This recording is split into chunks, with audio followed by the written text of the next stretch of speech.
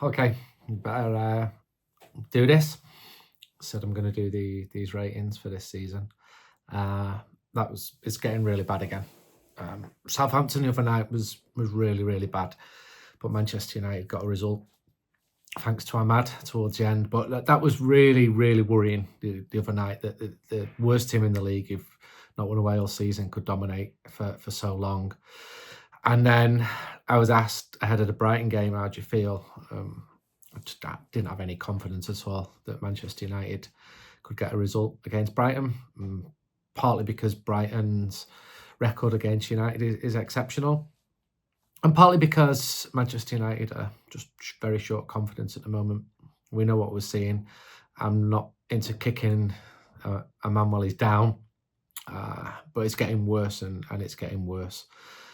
Somehow United got a result at Anfield. Somehow United got a result at the Emirates, and I enjoyed both of those days. But I'm really worried. I'm really worried that things are gonna get worse. And Ruben Amorim has just said after the game that this is the worst Manchester United team. It's not statistically true. I've seen worse ones myself, but I like his honesty. I'm not sure what good comes from saying that publicly, how your players react to it when the players are clearly short of confidence anyway, short of experience, a lot of them. Got a lot of young players there, but then the manager's also is a young manager with a very young coaching staff and people who've only ever been praised or been on a real upward trajectory in their coaching careers, including the manager, and suddenly they won't know what's hitting them now because they've risen so quickly that they've been media darlings of the fans wherever they've been, and suddenly they're getting whacked left, right, and centre now. It's worrying. It's really worrying. I don't even want to do ratings where I start picking out players. I don't see how any good can come from me amplifying how bad somebody was. I think if anything, these players need support of the fans at the moment. I'm not sure how much difference that can even make, if I'm honest. But it is alarming. The home form, the lack of shots, the lack of goals, the midfield, the goalkeeper, the defenders, everything. And December was horrible. There's not going to be enough games in January for it to be quite as bad. I'm delighted the team is still in the FA Cup. And the optimist in me thinks if this can just click, because you see the manager's not for changing. And the club have backed themselves into a corner here now because they've appointed a manager who's not going to change his formation, which is 3-4-3. But actually, it's more 5-3-2 if you've got Mazraoui and Dalot. And it depends, obviously, in or out of possession. United, when they go behind early on, you're just like, I'm not surprised at all. I predicted that Southampton would go ahead. And so when Brighton went ahead early, you're like, okay, this is normal now.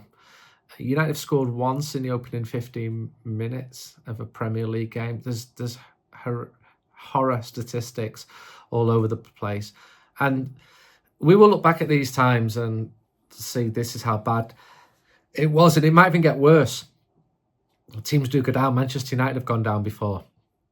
I think that there's too many points on the board already, but I'm really worried because the manager's not going to change his strategy.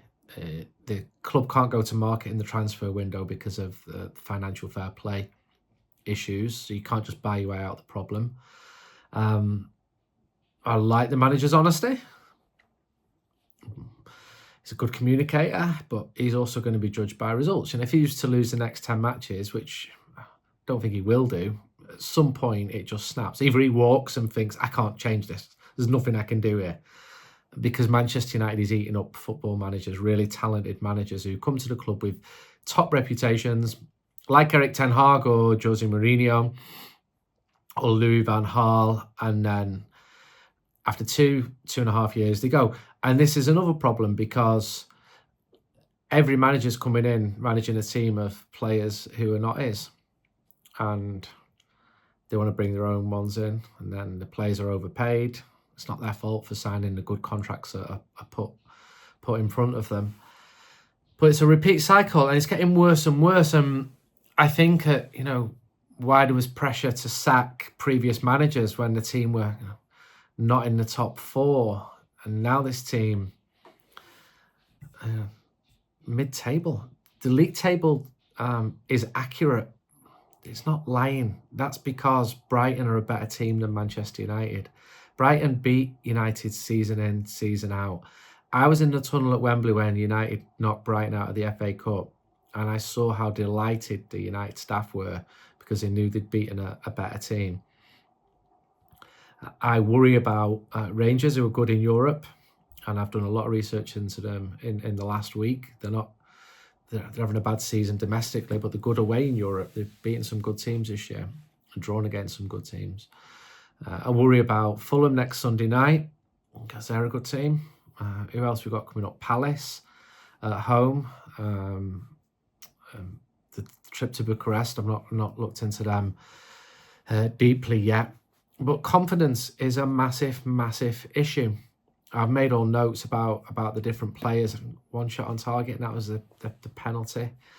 The stadium is still full.